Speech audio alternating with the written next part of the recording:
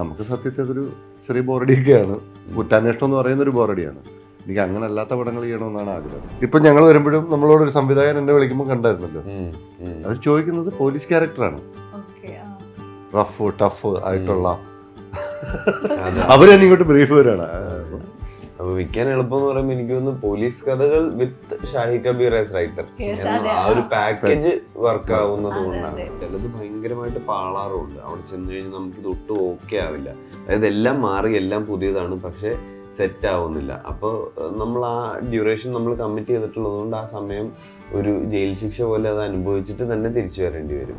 ഒരു സിനിമ നടത്തിയെടുക്കാനുള്ള കടമ്പകൾ എന്തൊക്കെയാണ് കിടക്കേണ്ടത്. സെറ്റ് അഭിനയിക്കാൻ വരുന്നതാണ് കല്ല. ഇതൊരു നീണ്ട പ്രോസസ്സാണ്, നീണ്ട കോമഡികളാണ്, എന്തൊക്കെയാണ് അതിനിടയിൽ സംഭവിക്കുന്നത് എന്നുള്ളതൊക്കെ ഫസ്റ്റ് ഹാൻഡ് എക്സ്പീരിയൻസ് ചെയ്യുന്ന ആദ്യമായിട്ട് വന്നു. 10-15 പോലീസുകാരോട് നിൽക്കുന്നിടത്താണ് രാജേട്ടൻ എന്നെ വിളിക്കുന്നത്. അവിടെ ചെല്ലുമ്പോഴേ ഞാനും ഒരു പോലീസുകാരനാണല്ലോ, എനിക്കറിയാം ഇവിടെ എന്തോ സംഭവം നടന്നിട്ടുണ്ട്. അപ്പോൾ രാജേട്ടൻ പെട്ടെന്ന് ചോദിക്കുന്നതാണ്, എടാ കള്ളനെ ആ സൈഡിലാണ് ഇരുന്നത്, ഈ സൈഡിലാണ്.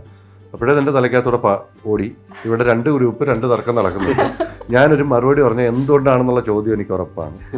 അപ്പൊ ഞാൻ പെട്ടെന്ന് അങ്ങ് പറഞ്ഞാണ് അവിടെ. അപ്പൊ പുള്ളി ചോദിച്ചു എന്താ, ഞാൻ പറഞ്ഞു അല്ല ഡ്രൈവറെ കണ്ട ഇതാ ഇവനെ വിളിക്കാൻ പറഞ്ഞു. രാജേട്ടൻ അതൊരു പെൺകുട്ടിയല്ലേ, പെൺകുട്ടിയല്ലായിരുന്നോ? തെറ്റിപ്പോയി. അല്ല അവിടെ മനോഹരമായൊരു നാടകം നടക്കുമ്പോ റോഷന്റെ മുഖത്ത് നോക്കി എക്സ്പ്രഷൻ പിടിക്കാൻ അത് ഈ കൺട്രോളിലുള്ള അതെ അതല്ല അവിടെ നാടകം നടന്നത് ഞാൻ റോഷനെ കണ്ടുപോലുമില്ല. ഒരു ചെറിയ LED ലൈറ്റ് ഇങ്ങനെ മറച്ചു പിടിച്ചോണ്ടാണ് നമ്മുടെ പണി എടുക്കുന്നത്. ഒരു രീതിയിൽ ഡിസ്ട്രാക്ട് ആവരുതല്ലോ എന്ന് വിചാരിച്ച്.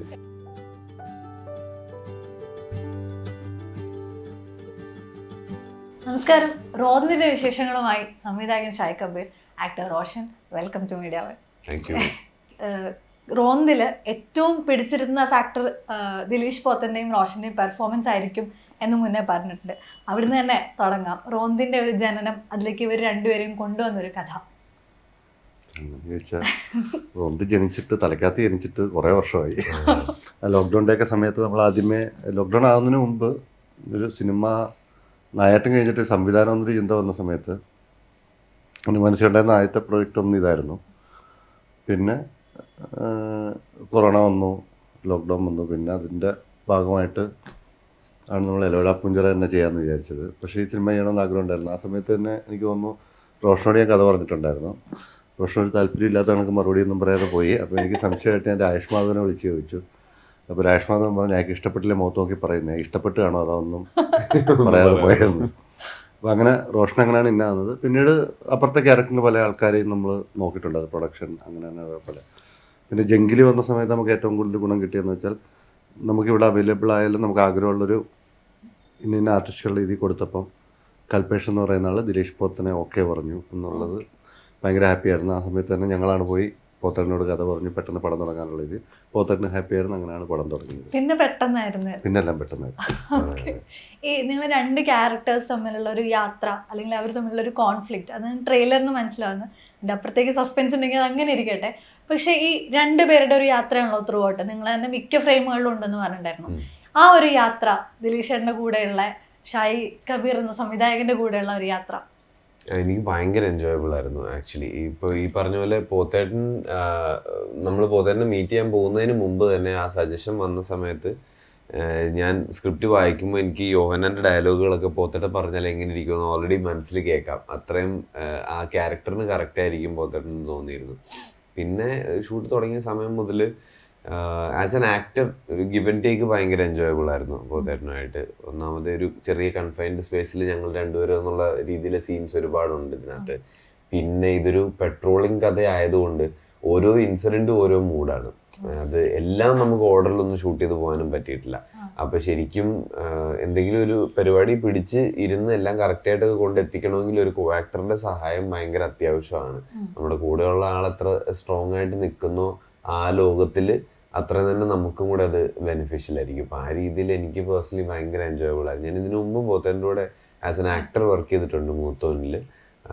അന്നും ഒരുമിച്ച് ചെയ്ത സീൻസൊക്കെ എൻജോയ് ചെയ്തിരുന്നു. പക്ഷെ റോന്ത് ഒബ്വിയസ്ലി കുറേ കൂടെ സീൻസ് ഉണ്ടായിരുന്നു, കുറേ കൂടെ സമയം ഉണ്ടായിരുന്നു പോത്തേൻ്റെ കൂടെ. പിന്നെ പോത്തേട്ടനും ഷാഹിയും അവർ വർക്ക് ചെയ്യുന്ന രീതികൾ, ഇവർ രണ്ടുപേരും ഭയങ്കര എസ്റ്റാബ്ലിഷ്ഡ് ഡയറക്ടർ മൈൻഡ് സെറ്റ് ഉള്ള ആൾക്കാരാണ്. അപ്പോൾ ഇവർ രണ്ടുപേരുടെയും കൂടെ ഒന്ന് വർക്ക് ചെയ്യുന്ന എക്സ്പീരിയൻസ് ഫോർ മീ വാസ് ഭയങ്കര സ്പെഷ്യലായിരുന്നു. അത് മൊത്തത്തിൽ ഭയങ്കരമായിട്ട് എൻജോയ് ചെയ്തൊരു ഷൂട്ടാണ്. ഈസിലി ഈ ഷൂട്ടിൻ്റെ ഒരു സ്വഭാവം വെച്ച് ഭയങ്കര ഹെക്റ്റിക് ആവാമായിരുന്നു, ബുദ്ധിമുട്ട് മാത്രമാവാമായിരുന്നു. പക്ഷെ അങ്ങനെ ആയിരുന്നില്ല. നല്ല ബുദ്ധിമുട്ടായിരുന്നു. ഞാൻ രാത്രി മാത്രമായിരുന്നു ഞങ്ങള് പോത്തന്നെ ഞാനൊന്ന് പെട്ടെന്ന് ആക്ച്വലി ഈ രാത്രി പരിപാടിയിലേക്ക് സിങ്ക് ആയി. എപ്പോഴും ആക്ടേഴ്സിനാണല്ലോ ലോഡ് കുറവ്, ക്രൂവിന് ഡയറക്ടറിനും ബാക്കി ടെക്നീഷ്യൻസിനും ഒക്കെ ഭയങ്കര ബുദ്ധിമുട്ടാണ് അത് ശരിക്കും. ഞങ്ങൾ പെട്ടെന്ന് ആ ടൈമിങ്ങിലേക്ക് സിങ്ക് ആയി. ഞങ്ങൾ കുറേയൊക്കെ ഓക്കെ ആയിരുന്നു. ഈ നൈറ്റും പ്രത്യേകിച്ചും ഇരുട്ടി പോലുള്ളൊരു സ്ഥലം വരുമ്പം അത്തരം ഏരിയകൾ മാറുമ്പോൾ തന്നെ ആളുകൾ അത് വളരെ ഡിഫിക്കൽട്ടാണ് കൊണ്ടുപോകാൻ എന്ന് പറയാറുണ്ട്. അത്തരത്തിലുള്ള പ്രശ്നങ്ങളൊന്നും ഇല്ല എന്നാണ് മുന്നേ സംസാരിച്ചതെന്ന് എനിക്ക് മനസ്സിലായത്. അല്ല, ആളുകളുടെ സഹകരണം നല്ലതായിരുന്നു. നമ്മളുടെ പ്രശ്നമാണ് പറഞ്ഞാൽ, നമുക്കിപ്പം ഒരു ബിൽഡിങ്ങിൻ്റെ അകത്താണ് ഷൂട്ടെങ്കിൽ നമുക്ക് സുഖമായിട്ടിരിക്കാം. ഞങ്ങൾ റോഡിൽ തന്നെയാണ്, ഒരു സീനുകളും റോഡിൽ പോകുന്നു, അല്ലെങ്കിൽ അങ്ങനെ ഉള്ള സ്ഥലങ്ങളിലാണ് നമ്മുടെ ഷൂട്ട് നടക്കുന്നത്. അപ്പോൾ അതുകൊണ്ട് തന്നെ ഞാൻ പറഞ്ഞു, എല്ലാവരും കുറച്ച് നല്ല ബുദ്ധിമുട്ടിലായിരുന്നു. അത് ഈ മുന്നേ സംസാരിച്ച സമയത്ത് പറഞ്ഞിട്ടുണ്ട് സ്വന്തം കഥകൾ അല്ല സ്വന്തം ക്യാരക്ടറിനെ ഒന്നും സിനിമകളിലേക്ക് അല്ല എഴുതുന്ന കഥകളിലേക്ക് കൊണ്ടുവരാറില്ലെന്ന്. പക്ഷെ റോന്തിൽ അങ്ങനെയല്ല, കുറേയൊക്കെ റോഷന്റെ കഥാപാത്രങ്ങളിലേക്ക് സ്വന്തം മാനറിസംസോ എവിടേക്കോ കുറെ ഒന്നും അല്ല, അതൊക്കെ എവിടെയാണ് ഇമോഷൻസ്, എൻ്റെ ചിന്തകള്, എൻ്റെ ആങ്സൈറ്റികള്, അങ്ങനെയുള്ള കാര്യങ്ങൾ എന്നിലുണ്ടെന്നാണ് പറഞ്ഞത്. അല്ലെ, അതിനുള്ള റീസൺ എന്തായിരുന്നു റോന്തിലേക്ക് അങ്ങനെ കൊണ്ടുവരാമെന്നുള്ള? എന്തുകൊണ്ടാണെന്ന് ചോദിച്ചു കഴിഞ്ഞാൽ എനിക്ക് അങ്ങനെ പറയാൻ അറിയില്ല. കാരണം ഞാൻ നൈറ്റ് പെട്രോളിങ്ങിന് പോയിട്ടുണ്ട്, ഞാൻ ഈ ഡ്രൈവറുടെ സൈഡിൽ ഇരുന്ന് ഡ്യൂട്ടി ചെയ്തിട്ടുണ്ട് പലപ്പോഴും. അപ്പം എനിക്ക് തോന്നുന്നു ആ രാത്രികളിൽ നടക്കുന്ന കഥകൾ ഷോർട്ട് സ്റ്റോറികളാണ് ഏറെക്കുറെ, അല്ലേ? ഓരോന്നോരോരോ ഷോർട്ട് സ്റ്റോറികളും നമുക്ക് എഴുതാവുന്ന കഥകളാണ്. അപ്പോൾ ഇതെല്ലാം ഒരു കഥയായിട്ട് നമുക്ക് ഒരിക്കലും പറയാനും പറ്റില്ല. അങ്ങനെ പറഞ്ഞു കഴിഞ്ഞാൽ അത് ഭയങ്കര ഇതാവും. അപ്പം ഇതെല്ലാം ഒരു ചെറിയ ചെറിയ കഥകളും ചെറിയ ചെറിയ ഇമോഷൻസും വെച്ച് പോകുന്നൊരു കഥയാണ്. അപ്പം അതാണ് എനിക്ക് ഇതിൻ്റെ അകത്തോട്ട് തോന്നിയൊരു ഹൈ പേഴ്സണൽ എന്ന് പറയാൻ കാരണം അതാണ്. ഇതിൽ ഒന്നിച്ച് യാത്ര പോയിട്ടാണ് ക്യാരക്ടറിനെ സ്റ്റഡി ചെയ്തതെന്ന് പറഞ്ഞിട്ടുണ്ടായിരുന്നു. അദ്ദേഹത്തോടൊപ്പമുള്ള യാത്ര അത് ഒരുപക്ഷെ പോലീസിനോടുള്ളൊരു മനോഭാവത്തെ കൂടെ തിരുത്ത് പലതരത്തിലുള്ള മാറ്റങ്ങൾ ഉണ്ടാക്കിയിട്ടുണ്ടാവുമല്ലോ. ആ അനുഭവം, ആ പോലീസിനെ പറ്റിയിട്ടുണ്ടായിരുന്ന മുൻവിധികളൊക്കെ മാറി. അതിനു മുമ്പ് നമ്മൾ ഷാഹിനെ പരിചയപ്പെട്ട് കഴിഞ്ഞ് ഈ ഷാഹിയായിട്ടിരുന്ന് സംസാരിക്കുമ്പം നമ്മൾ കേൾക്കുന്ന കഥകളിൽ നിന്ന് തന്നെ ഇത് പതുക്കെ പൊളിഞ്ഞു തുടങ്ങും. നമ്മുടെ മനസ്സിലുള്ള പോലീസ് സങ്കല്പവും നമ്മൾ സിനിമയിൽ നിന്ന് കണ്ടിട്ടുണ്ടാവുന്ന പോലീസിനെ പറ്റിയിട്ടുള്ള കളക്റ്റീവ് മെമ്മറിയൊക്കെ പതുക്കെ പതുക്കെ പൊളിഞ്ഞു തുടങ്ങും. ഇതിൻ്റെ ഫോഴ്സിലുള്ള എല്ലാവരുടെയും ഹ്യൂമൻ സൈഡ് ഭയങ്കര അലൈവാണ്. അത് ഷാഹി എന്നുള്ളൊരു സ്റ്റോറി ടെല്ലറിൻ്റെയും കൂടെ ക്വാളിറ്റിയാണ്. പിന്നെ നമുക്കും ആ പെർസ്പെക്റ്റീവിൽ ഇവരെ കാണാൻ പറ്റും. പിന്നെ അത് കഴിഞ്ഞ് ഞങ്ങൾ ഒരുമിച്ച് ഇപ്പോൾ മണിയാർ പോലീസ് ക്യാമ്പിൽ പോകുമ്പോഴോ അല്ലെങ്കിൽ ഞാൻ ഇതുപോലെ പെട്രോളിങ്ങിനുള്ള കുറച്ച് ഓഫീസേഴ്സിൻ്റെ കൂടെ കുറച്ച് സമയം എനിക്ക് ചിലവഴിക്കാൻ പറ്റിയായിരുന്നു. അപ്പോൾ ആ സമയത്തൊക്കെ ഈ ഒരു അവയർനെസ് വന്നു കഴിഞ്ഞാൽ നമുക്ക് അവരുടെ ഹ്യൂമൻ സൈഡ്, അവരുടെ ക്യാരക്ടർ കുറച്ചും കൂടെ ഒക്കെ കാണാൻ പറ്റും. ഞാൻ പോയിരുന്ന പർപ്പസ് പക്ഷേ അത് മാത്രമൊന്നുമല്ല, ജസ്റ്റ് ആദ്യമായിട്ട് ഒരു പോലീസ് പരിപാടി ചെയ്യുമ്പോൾ അത് ബിലീവബിൾ ആയിട്ട് ചെയ്യാൻ വേണ്ടിയിട്ട് കിട്ടാവുന്ന ഇൻഫർമേഷനൊക്കെ കിട്ടട്ടെ. അല്ലെങ്കിൽ ഒരു പെട്രോളിംഗ് പരിപാടിക്ക് അതൊരു ഡ്രൈവർ എങ്ങനെയൊക്കെയാണ്, എന്തൊക്കെയാണ് ചെയ്യേണ്ടത്, എന്തൊക്കെയാണ് അവിടെ സംഭവിക്കുന്നത്, എങ്ങനെയാണ് ബിഹേവ് ചെയ്യുന്നത്, ആ ഡീറ്റെയിൽസിന് വേണ്ടിയിട്ട് പോയതാ. പക്ഷെ അതിൻ്റെ കൂടെ ഇതും കൂടെ സംഭവിച്ചു. ഈ ഷായ് കബീറിൻ്റെ എഴുത്തിൽ കഥാപാത്രങ്ങൾക്ക് ഭയങ്കര ന്യൂവാൻസ് ആയിട്ടുള്ള കഥാപാത്രങ്ങളാണ്, അല്ലെങ്കിൽ ക്യാരക്ടർ ഡ്രിവൺ ആണ് കഥകൾ മിക്കതും വരുന്നത്. ഈ റോന്തിന്റെ കഥ പറഞ്ഞപ്പോൾ തന്നെ അത്തരം ഒരു ജഡ്ജ്മെന്റ് അതിനകത്ത് വന്നിട്ടുണ്ടായിരുന്നു. റോന്തിലെ ക്യാരക്ടർ അതിനോട് എത്രത്തോളം ചേർന്ന് നിൽക്കുന്നതാണ്? റോന്തിന്റെ കഥ ആക്ച്വലി എൻ്റെ അടുത്ത് പറയുമ്പോൾ ഇത് ശരിക്കും സിനിമ കണ്ടു കഴിയുമ്പോൾ കുറേ കൂടെ മനസ്സിലാവും. ഇതൊരു കഥയായിട്ട് പറയാൻ കുറച്ച് ബുദ്ധിമുട്ടാണ്. അത് പിന്നീട് ആ ബുദ്ധിമുട്ട് ഞാനും അനുഭവിച്ചു. അത് ഒരു സന്ദർഭത്തിൽ കഥ പറയേണ്ടി വന്നപ്പോൾ. അപ്പം ഇത് ഷാഹി ആദ്യം നെറേറ്റ് ചെയ്തപ്പം ഞാൻ നേരത്തെ കേട്ടിട്ടുള്ള സിനിമകളുടെ ഒരു നെറേഷൻ എക്സ്പീരിയൻസുമായിട്ടൊന്നും കമ്പയർ ചെയ്യാൻ പറ്റത്തില്ല. ഇത് വേറെ ഒരു പരിപാടി പോലെയാണ് തോന്നിയത് എനിക്ക്. മൊത്തത്തിൽ ഇത് എവിടെ തുടങ്ങി എവിടെ തീർന്നു, ഇതിനിടയിൽ എന്തൊക്കെ സംഭവിച്ചു എന്നുള്ളതിനെ പറ്റിയിട്ട് ഭയങ്കരമായ ക്ലാരിറ്റി കിട്ടിയില്ല ആദ്യം കഥ കേട്ടപ്പോൾ. പക്ഷേ ഇത് ഭയങ്കര ഫ്രഷ് ആയിരുന്നു. അതായത് ഇതുപോലൊരു സ്ട്രക്ചറിൽ പോകുന്നൊരു കഥ ഇതിനു മുമ്പ് കേട്ടിട്ടില്ലല്ലോ എന്നുള്ളൊരു സാധനമാണ് അന്ന് തന്നെ എക്സൈറ്റ് ചെയ്യിച്ചത്. അപ്പോൾ ആ സമയത്ത് ഈ ക്യാരക്ടർ ഒരെണ്ണം ഒരു പുതിയ പോലീസുകാരൻ, അയാൾ ഭയങ്കര മറ്റേ ആത്മാർത്ഥതയോടെ ജോലി ചെയ്യാൻ ശ്രമിക്കുന്നു. ഒരെണ്ണം കുറച്ച് നല്ല എക്സ്പീരിയൻസ് ഉള്ള ഒരാളാണ്. പുള്ളിയുടെ എക്സ്പീരിയൻസ് ആണ് പുള്ളിയുടെ ക്യാരക്ടറിനെ മോഡൽ ചെയ്തിരിക്കുന്നത്. ഇതിനപ്പുറത്തേക്കൊന്നും ശരിക്കും ആ ഫസ്റ്റ് നറേഷനിൽ നിന്ന് കിട്ടിയിരുന്നില്ല.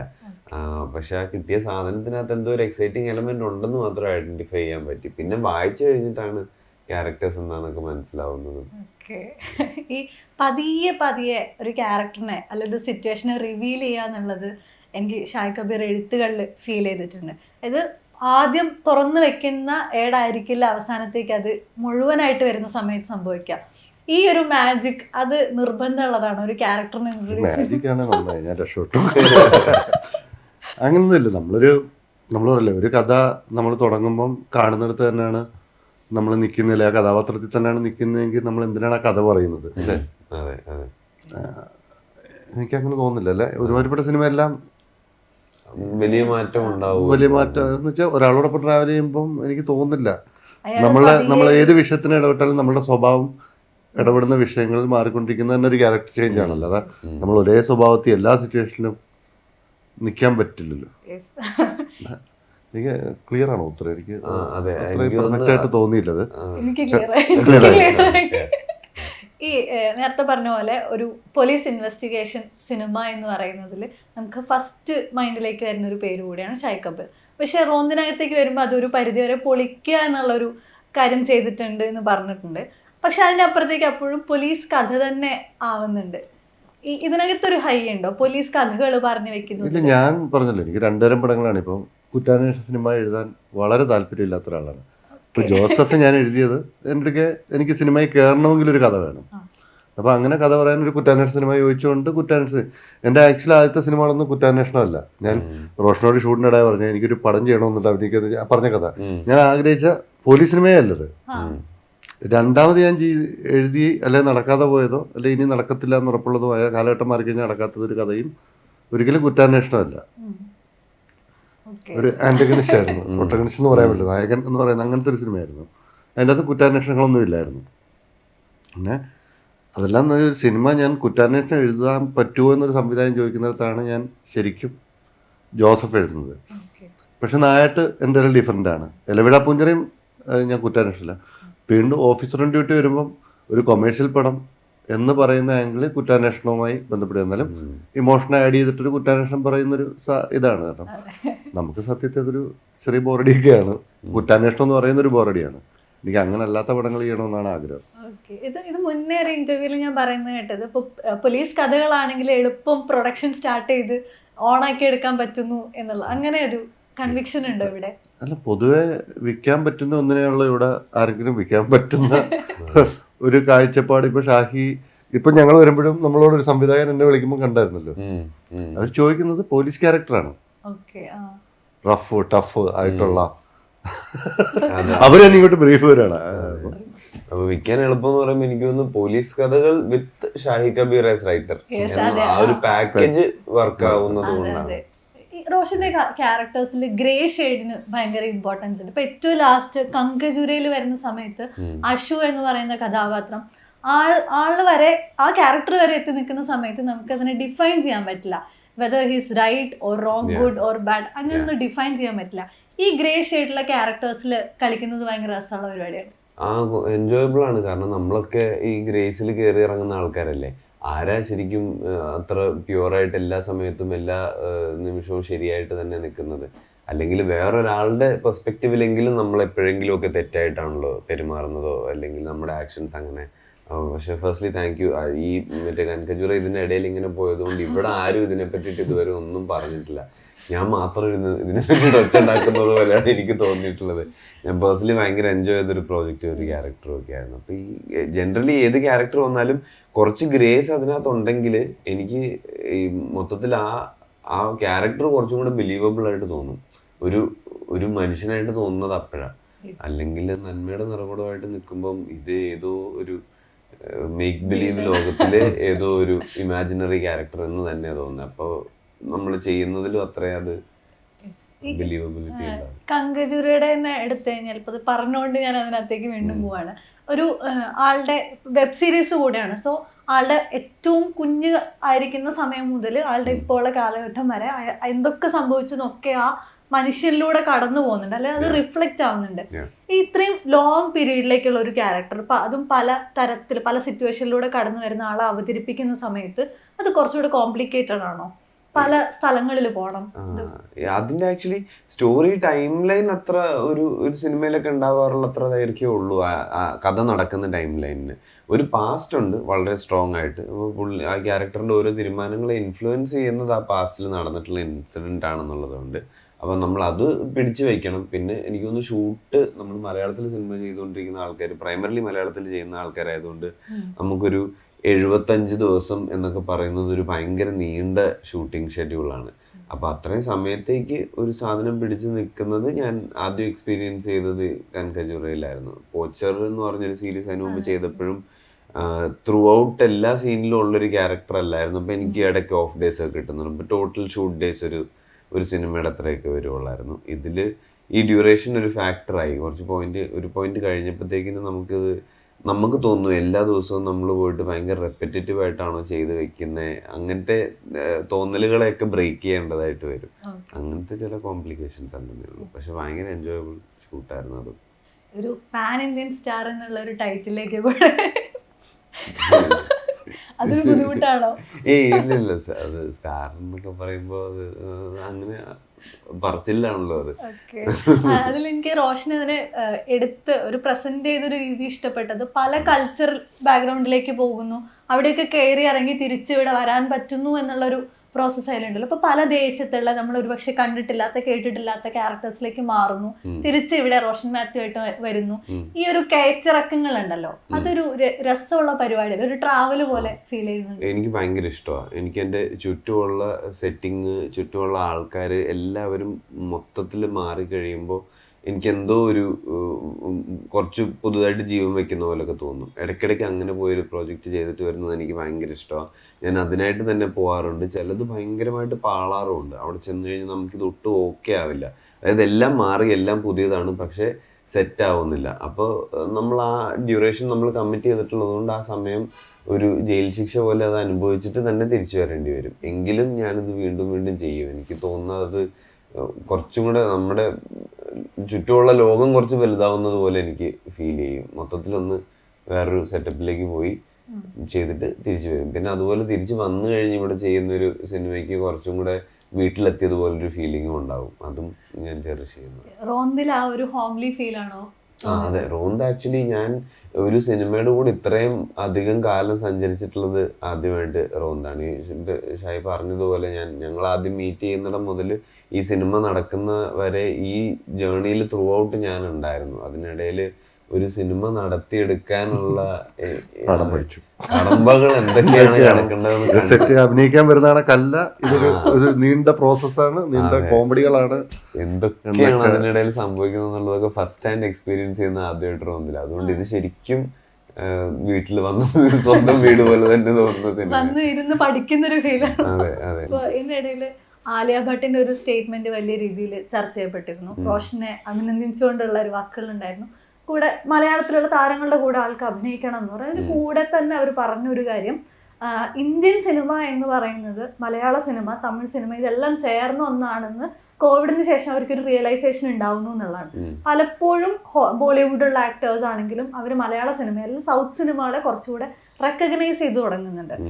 അവരുടെ അത്രത്തോളം സ്കെയിലിലുള്ള പ്രൊഡക്ഷൻസ് ഇവിടെ നിന്ന് വരുന്നില്ലെങ്കിൽ പോലും നമുക്ക് പല രീതികളിലും അവരെ അത്ഭുതപ്പെടുത്താൻ സാധിക്കുന്നുണ്ട്.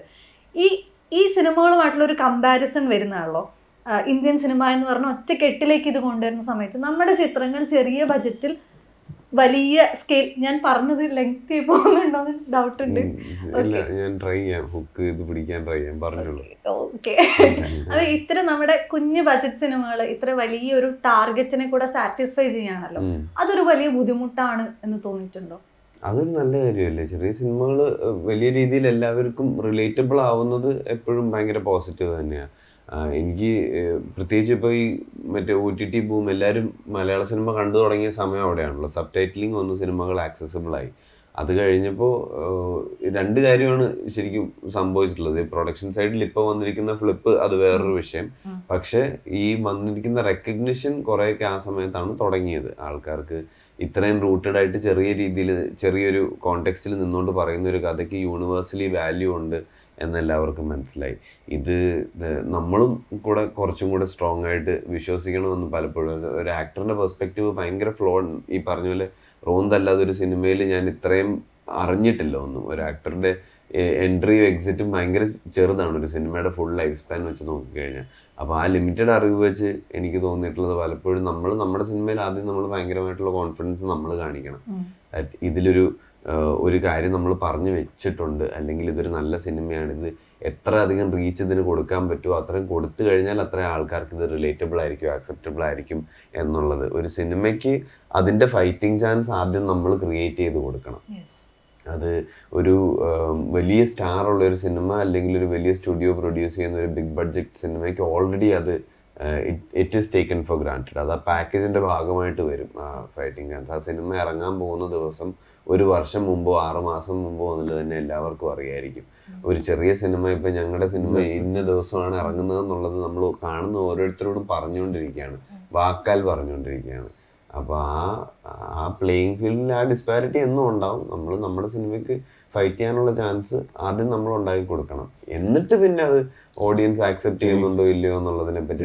ഉദാഹരണം പറഞ്ഞാൽ ഞാൻ ഏറ്റവും കൂടുതൽ ഇന്റർവ്യൂ എടുത്തിരിക്കുന്ന ഒരു സിനിമ ഇതാണെന്ന്. ഞാൻ എലോഡ പുഞ്ചറ പോലും എനിക്ക് പടം കഴിഞ്ഞിട്ടാണ് കൊടുത്തിട്ടുള്ളത്. ഓഫീസർ ഓൺ ഡ്യൂട്ടി എന്തോ 1-2 ഇന്റർവ്യൂ, അന്ന് പ്രിയാമണി ഒറ്റയ്ക്കായി പോവും എന്ന് പറഞ്ഞ് പ്രൊഡക്ഷൻ ഒന്നിരിക്കാൻ പറഞ്ഞു, അങ്ങനെ ഇന്റർവ്യൂ എടുത്തതാണ്. അല്ലാതെ ഏറ്റവും കൂടുതൽ ഇന്റർവ്യൂ എടുക്കുന്ന ഈ സിനിമയാണ്. കാരണം ഇത് ആൾക്കാരറിയണം, ഞങ്ങൾക്ക് ഭയങ്കര ആത്മവിശ്വാസമുണ്ട്, അല്ലെങ്കിൽ നമ്മൾ കണ്ട പലർക്കും ഇഷ്ടപ്പെട്ടു. അപ്പോൾ ഇത് കാണണം. ഇനിഷ്യൽ ഡേയ്സിൽ കണ്ടില്ലെങ്കിൽ പൂഞ്ചിറ ഇപ്പം എല്ലാവരും മെസ്സേജ് ഇടാറുണ്ട്. പക്ഷെ അതുകൊണ്ട് ഒരു കാര്യമില്ലായിരുന്നു ആ തിയേറ്ററിന് കിട്ടിയാൽ മാത്രമേ ഉള്ളൂ നമുക്ക് അങ്ങനത്തെ പടങ്ങൾ ചെയ്യാൻ പറ്റും. നമുക്കും കുറച്ചുകൂടെ കോൺഫിഡൻസ് അല്ലെങ്കിൽ നമ്മൾ ഇനിയും കുറ്റാന്വേഷണം എഴുതേണ്ടി വരും, ജീവിക്കണം. ഞാൻ പൂഞ്ചിറ തിയേറ്ററിൽ കണ്ട ചുരുക്കം ആൾക്കാരിൽ ഒരാളാണ്. ആ സമയത്ത് പല കോംപ്ലിക്കേഷൻസ് ഉണ്ട്, കോവിഡിന്റെ ഇതുണ്ട്, കോവിഡെല്ലാം കഴിഞ്ഞു. പക്ഷെ ഭയങ്കര തിയേറ്ററിൽ പടം ആള് കയറാത്തൊരു സാഹചര്യമാണ്. ഈ പടം എന്നല്ല, ഒരുമാതിരിപ്പെട്ട പടങ്ങൾക്കൊന്നും ആള് കയറുന്നില്ല. എനിക്ക് ഇപ്പൊ ഈ രാജേഷ് മാധവനെപ്പറ്റിയുടെ ആദ്യം ഷായി പറഞ്ഞു, രാജേഷ് എന്നെ വിളിച്ചിട്ട് പറഞ്ഞാണ് പക്ഷെ പൂഞ്ചിറ നിർബന്ധമായിട്ട് പോയി കാണണം എന്ന്. പക്ഷെ അങ്ങനെ നമുക്ക് റീച്ച് ചെയ്യാൻ പറ്റുന്ന ഭയങ്കര ചെറിയൊരു സർക്കിളാണ്. അപ്പൊ അത് ബ്രേക്ക് ചെയ്യണം ആദ്യം. ഒരിക്കലും ഒരു സ്കെയിൽ കൊണ്ടോ ബഡ്ജറ്റ് കൊണ്ടോ മാത്രം മലയാളത്തിൽ എസ്പെഷ്യലി ഒരു സിനിമ വിജയിക്കുന്നില്ല. വലിയ ബഡ്ജറ്റ് ഉണ്ടെന്നുള്ളത് കൊണ്ട് മാത്രം ഒരു സിനിമ വിജയിക്കുന്നില്ല. ഭയങ്കരമായ മാർക്കറ്റിംഗ് ഉണ്ടെന്നുള്ളത് കൊണ്ട് മാത്രവും ഒരു സിനിമ വിജയിക്കുന്നില്ല. സിനിമ നല്ലതാണെങ്കിൽ മാത്രം. പക്ഷെ പല സിനിമകൾ നല്ലതായിട്ടും ഇത് രണ്ടും ഇല്ലാത്തത് കൊണ്ട് ആരും അറിയാതെ നോട്ടീസ് ചെയ്യപ്പെടാതെ പോകേണ്ടി വരുന്നുണ്ട്. അപ്പം ഇവിടേക്ക് പലരും സംസാരിക്കാറുണ്ട്, ഒരു ആശാൻ ശിഷ്യൻ ബന്ധം കൂടെ ഇതിനകത്തേക്ക് വരുന്നു എന്നുള്ള. അതിനപ്പുറത്തേക്ക് ഇപ്പോൾ കഴിഞ്ഞ കുറേ സിനിമകൾ എടുത്തു കഴിഞ്ഞാൽ ദിലീഷ് പോത്തൻ എന്ന് പറയുന്ന ആക്ടർ സംഭാവന ചെയ്യുന്ന ക്യാരക്ടേഴ്സ് ഭയങ്കര രസമുള്ള, പല ഷെയ്ഡിൽ നിൽക്കുന്ന, ഇതേപോലെ പല ഇമോഷൻസ് കൈകാര്യം ചെയ്യുന്ന പല തരം ടെറൈനിലുള്ള ആളുകളാണ്. ഈ റോന്തിലേക്ക് വരുമ്പോൾ അദ്ദേഹത്തിൻ്റെ ഒരു ഇപ്പം ജോസഫ് ടു റോന്ത് അദ്ദേഹത്തിൽ കണ്ടില്ല ആസ് എൻ ആക്ടർ ഒരു ചേഞ്ച് ഇല്ല. അങ്ങനെ ചേഞ്ച് ഒന്നുമില്ല. അങ്ങനല്ല, ഇത് പോത്തേട്ടൻ തന്നെ പറഞ്ഞിട്ടുണ്ട്. സോ ഒരു ക്യാരക്ടർ ഭയങ്കര ഇൻട്രസ്റ്റിംഗ് ആയിട്ട് ചെയ്യണമെന്ന് തോന്നുമ്പോൾ അവർ അതിൻ്റെ അകത്ത് ഇടുന്ന ഇൻപുട്ടും അല്ലേ, അതിന്റെ പ്രത്യേകിച്ചൊന്നും ഇല്ല എന്ന് തോന്നുന്ന, അല്ലെ ചെറിയ എന്ന് വെച്ചാൽ പുള്ളിനെ പറയുന്നുണ്ട്, എഴുത്തുകാരൻ നീണ്ട കഥാപാത്രം എഴുതുമ്പോൾ വളരെ വലിയ ചിന്തകൾ അവർക്ക് കൊടുക്കുന്നു, ചെറിയ കഥാപാത്രം ആകുമ്പോൾ അല്ലേ. കഴിഞ്ഞ ദിവസം മനുഷ്യൻ അപ്പൊ അത് ഇതിൻ്റെ അകത്ത് പുള്ളിക്ക് നീണ്ട ചിന്തകളും നീണ്ട ആലോചനകളും വേണ്ട ഒരു കഥാപാത്രമായിരുന്നു. അത് പുള്ളി മനോഹരമായിട്ട് ചെയ്തിട്ടുണ്ട്. ദിലീഷ് പോത്തനെ കൊണ്ട് പണി എടുപ്പിക്കാന്നുള്ളതാണോ? അയ്യോ, ഞാൻ ഇവരെ രണ്ടുപേരെയും കൊണ്ട് അത് നമ്മളുടെ എഴുത്ത് തന്നെയാണ്, കഥ പറച്ചിൽ തന്നെയാണ് നമ്മളുടെ ആദ്യത്തെ ബ്രീഫ്.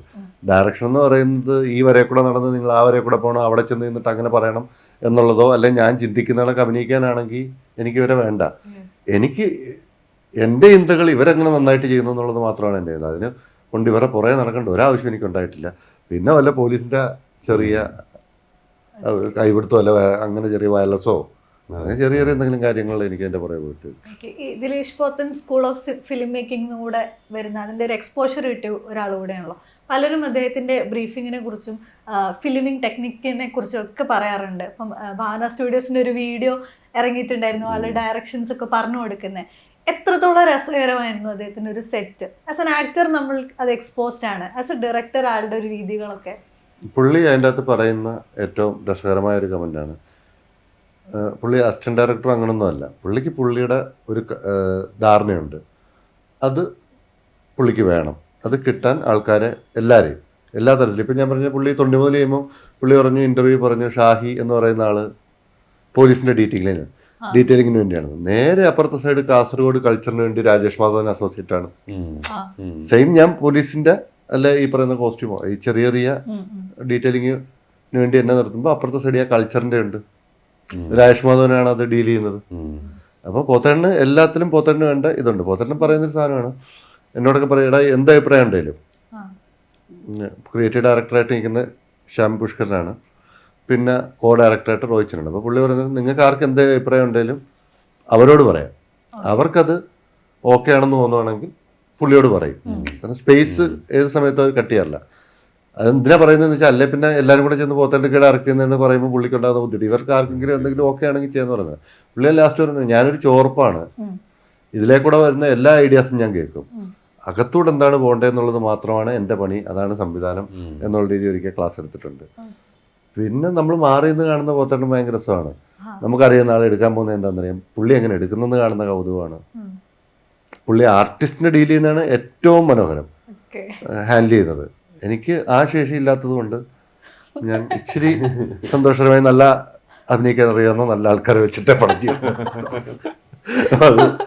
അതാണ് എൻ്റെ ഒരു ലൈൻ. കാരണം ഞാനത് എപ്പോഴും പറയുന്നതാണ്, ഇപ്പൊ എൻ്റെ വീക്ക്നെസ് ഞാൻ തിരിച്ചറിഞ്ഞാൽ ഞാൻ അതിനെ പരിഹരിക്കാൻ, അത് പോത്തണ്ണിൽ നിന്ന് തന്നെ കിട്ടിയതാണ്. അപ്പൊ പോത്തണ്ണ ആ കാര്യത്തിൽ ഭയങ്കര അഡ്വാൻറ്റേജ്, പോക്കത്തന്നെ എല്ലാം ഇതാണ്. അപ്പൊ നമ്മൾ വീക്കായിട്ടുള്ളവരടുത്ത് നമുക്ക് ഏറ്റവും നല്ല ആളെ വെച്ച് നമ്മളതിനെ കവർ ചെയ്യുന്നുള്ളതാണ് അതിന്റെ. ഇത് പുള്ളിയിൽ നിന്ന് പഠിച്ചതാണ്. ഓക്കെ, തൊണ്ടി മുതൽ തന്നെ ഒരു എക്സ്പീരിയൻസ് പറഞ്ഞ ഒരു ദിവസം രാവിലെ തന്നെ രാജീവ് രവി വണ്ടിയായിട്ട് വന്നു, പോലീസ് ജീപ്പിൽ എവിടെയാണ് കള്ളൻ ഇരിക്കാന്നുള്ള പൊസിഷൻ വന്നു എന്നൊക്കെ പറഞ്ഞു. അത്ര മൈന്യൂട്ട് ഡീറ്റെയിൽസ് വരെ നോക്കുന്ന ആളാണോ? ഇപ്പൊ ഞാൻ ചിലപ്പോൾ സിനിമ ഷൂട്ട് ചെയ്യുന്ന രാജീവണ്ണൊക്കെ ഈ ടൈം എന്ന് പറയുന്നതിന് ഭയങ്കര വില കൊടുക്കുന്ന ആളായിട്ട് എനിക്ക് തോന്നിയത്. അപ്പോൾ അതിന്റെ ബെസ്റ്റിലെ സീക്വൻസ് എടുക്കുകയാണ്. അപ്പോൾ രാജീവൻ കയറി കഴിയുമ്പോൾ വണ്ടി എടുക്കാൻ പോകുമ്പോൾ രാജീവനാണ് ചോദിക്കുന്നത്, ഈ വണ്ടിക്കകത്ത് സ്പാൻഡർ വല്ലതും ഇരിപ്പുണ്ടോന്ന് ചോദിക്കും. അപ്പോൾ എന്താന്ന് അല്ല, ഇനി അപ്പുറത്ത് അങ്ങോട്ട് പോയി കഴിഞ്ഞിട്ട് സീറ്റും എല്ലാം മാറ്റി എനിക്ക് അങ്ങോട്ടും ഇങ്ങോട്ടും ക്യാമറ മാറ്റേണ്ടി വരുമ്പോൾ അതിനുവേണ്ടി ഇവിടെ വരാൻ പറ്റില്ല. അപ്പോഴാണ് ആലോചിക്കുന്നത് എത്രയും എന്ന് വെച്ചാൽ ആ ടൈമിന് വിലയാണ്. അല്ലെങ്കിൽ രാജീവണ്ണൊക്കെ ഒരു സിനിമാറ്റോഗ്രാഫർക്ക് അത് പുള്ളി അത്രയും ഫാസ്റ്റാണ്. പുള്ളി ചെയ്യുന്ന കാര്യത്തിൽ പുള്ളിക്ക് ഒരു ലോജിക്ക് വേണം. ഇവരുടെ എല്ലാം ഒരു അഡ്വാൻറ്റേജ് ആണ്, ഭയങ്കര ഷാർപ്പായിട്ടാണ് അവർ ഒബ്സർവ് ചെയ്യുന്ന കാര്യങ്ങളെ. അവർക്ക് ഒരു കാര്യം ചെയ്യുന്നതിന് ഒരു ശരിയോ തെറ്റോ ഉണ്ടാണ്, അല്ലെ അത് ശരിയായിരിക്കണമെന്ന് ഉറപ്പുണ്ടായിരിക്കണം. കൺവിൻസ്ഡ് ആണ്. ഞാനെന്ന് പറഞ്ഞില്ലേ 10-15 പോലീസുകാരവിടെ നിൽക്കുന്നിടത്താണ് രാജീവൻ എന്നെ വിളിക്കുന്നത്. അവിടെ ചെല്ലുമ്പോഴേ ഞാനും ഒരു പോലീസുകാരനാണല്ലോ, എനിക്കറിയാം ഇവിടെ എന്തോ സംഭവം നടന്നിട്ടുണ്ട്. അപ്പോൾ രാജേട്ടൻ പെട്ടെന്ന് ചോദിക്കുന്നതാണ്, എടാ കള്ളനെ ആ സൈഡിലാണ് എത്തുന്നത്, ഈ സൈഡിലാണ്. അപ്പോഴേ എൻ്റെ തലയ്ക്കകത്തൂടെ ഓടി ഇവിടെ 2 ഗ്രൂപ്പ് 2 തർക്കം നടക്കുന്നുണ്ട്. ഞാനൊരു മറുപടി പറഞ്ഞാൽ എന്തുകൊണ്ടാണെന്നുള്ള ചോദ്യം എനിക്ക് ഉറപ്പാണ്. അപ്പൊ ഞാൻ പെട്ടെന്ന് അങ്ങ് പറഞ്ഞാണ് അവിടെ. അപ്പൊ പുള്ളി ചോദിച്ചു എന്താ ഞാൻ പറഞ്ഞു, അല്ല ഡ്രൈവറെ കണ്ട ഇതാ ഇവനെ വിളിക്കാൻ പറഞ്ഞു. പക്ഷെ രാജീവട്ടൻ അത് ഞാൻ ഫണ്ണായിട്ട് പറഞ്ഞാണ്. കാരണം എനിക്കത് പെട്ടെന്ന് നമ്മളങ്ങനെ ചോദ്യങ്ങൾ പറയുന്ന വരും. ഉത്തരം പറഞ്ഞാ പോരാ, അത് അങ്ങനെയാണെന്ന് പറഞ്ഞാൽ പോരാ, എന്തുകൊണ്ടാണെന്ന് നമ്മൾ പറയേണ്ടി വരും. അതാണ് അതിന്റെ. ഇപ്പൊ പോതലം പറഞ്ഞൊരു പാസിങ്ങിനായിരിക്കും നമ്മൾ സ്റ്റേഷനിലെ പുറയിൽ, നമ്മൾ നോക്കുമ്പോൾ ചിലപ്പോൾ ക്യാമറയുടെ മൂലക്കായിരിക്കും, എവിടെയെങ്കിലും ഒക്കെ ആയിരിക്കും. പക്ഷെ ഒരാളെ കൊണ്ട് നിർത്തിയാൽ എന്തുകൊണ്ടാണ് അവർ ആ സമയത്ത് അവിടെ നിൽക്കുന്നത് എന്നൊരു ചോദ്യമുണ്ട്. ഈ സിനിമയുടെ കൂടെ തന്നെ പോകുമ്പോഴും ആസ് എ ഡയറക്ടർ ഒരു റോള് കൂടെ ഏറ്റെടുക്കുകയാണ്. നാടകത്തിലാണെങ്കിൽ പോലും ഒരു ഡയറക്ടറുടെ റോൾ. ഇപ്പൊ ഈ നേരത്തെ പറഞ്ഞ എല്ലാ പ്രോസസ്സുകളും അവിടെയും ഫേസ് ചെയ്യുന്ന ഒരാളാണല്ലോ. ബൈ ബൈപ്പാസ് ഒരു പുതിയ മേഖലയല്ല, സ്വാഭാവികമായിട്ടും ഒരുപാട് കാലം നാടകത്തിന് കൂടെയാണ്. പക്ഷെ എൻ്റെ ഒരു ഫ്രണ്ട് ബൈ ബൈപ്പാസ് കണ്ടിട്ട്, എനിക്ക് കാണാൻ പറ്റിയില്ല സോറി, പക്ഷെ ഇത് കണ്ടിട്ട് പറഞ്ഞത് റോഷന്റെ എക്സ്പ്രഷൻസിൽ അവർ ഭയങ്കരമായിട്ട് എക്സൈറ്റഡ് ആയിരുന്നു. പറഞ്ഞ ആളെ പറയണം ഇത് നമ്മുടെ കൺസോളിൽ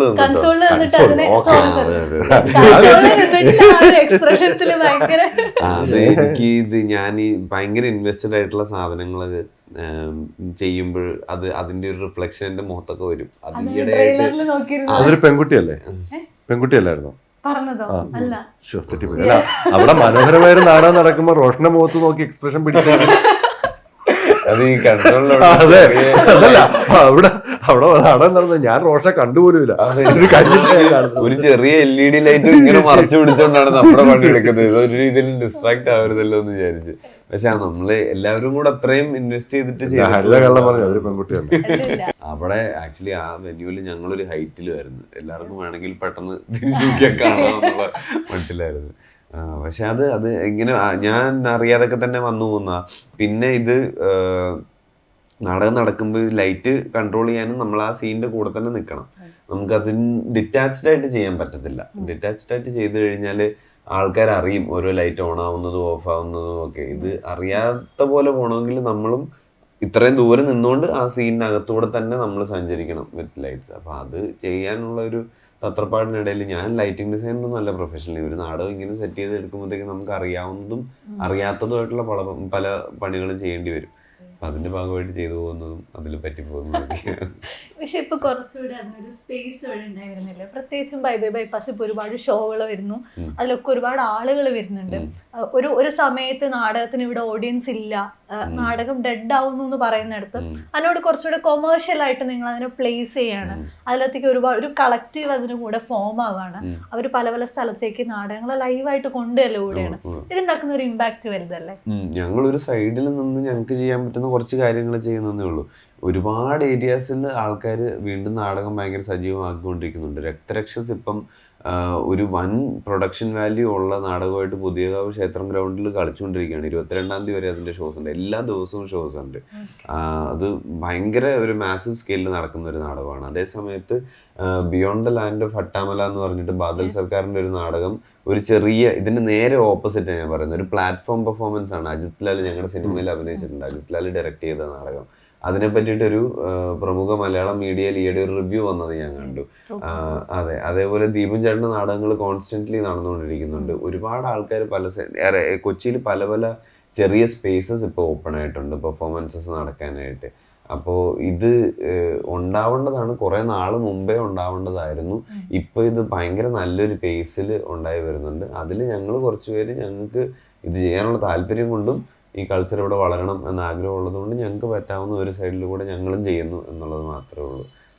ഈ ഡയറക്ടറിന്റെ കുപ്പായ എത്രത്തോളം കംഫർട്ടബിൾ ആണ്? അത് ഇട്ടത് എന്നാണെന്നൊന്നും അറിഞ്ഞേയില്ല, അതുകൊണ്ട് വലിയ വ്യത്യാസമൊന്നും ഫീൽ ചെയ്തില്ല.